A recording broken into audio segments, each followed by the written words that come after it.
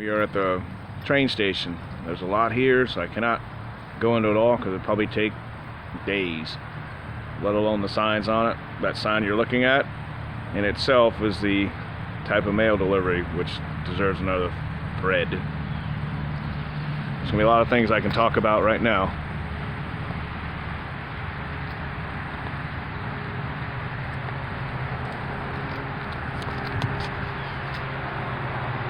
The Cephomore. The Cephomore was a way of sending communications to the train conductors of danger ahead, and traffic lights actually came out of these. This one, I don't know where they got it from, but I don't think it's the original one. And also the position it's in tells you certain things, like if there's a telegraph for the to be sent south or north.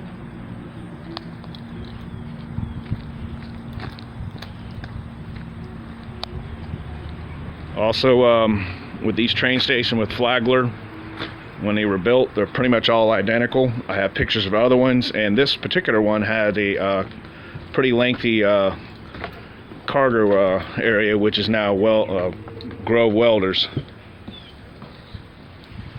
Also around it, I don't think they planned this, but these style, or this one may not be, but it's very close, what's called an Edison light.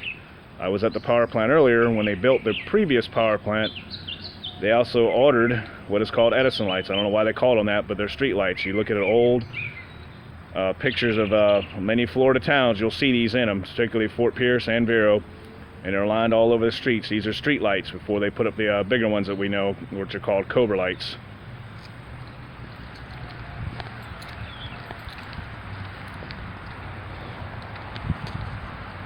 A hand cart that was from a lumber yard off in Wabasso. Wabasso, the Grave brothers ran a lumber yard, and they had a spur way out west. This is the hand cart to maintain that spur.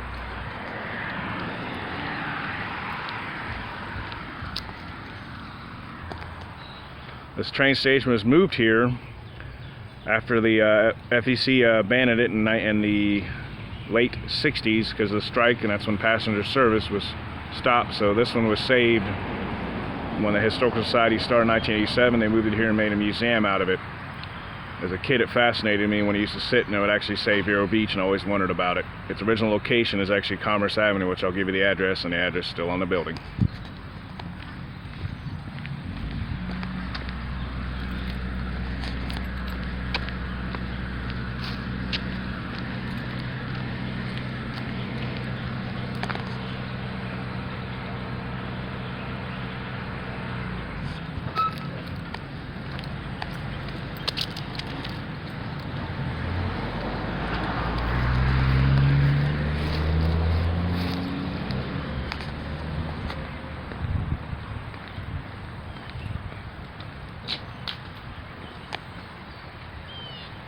Some of these names are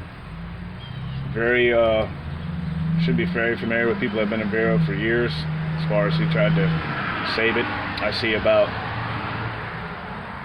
2 or 3 people here that I recognize from researching. Merrill P. Barber, namesake of the bridge, and his house is actually not very far away. And I'll do some photos and videos of his house and where he lived and the bridges.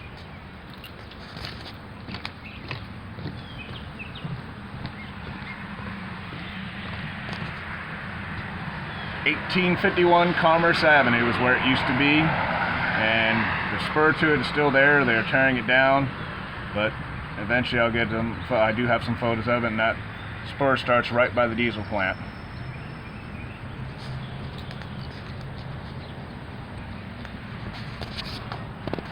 Well, that's it for now.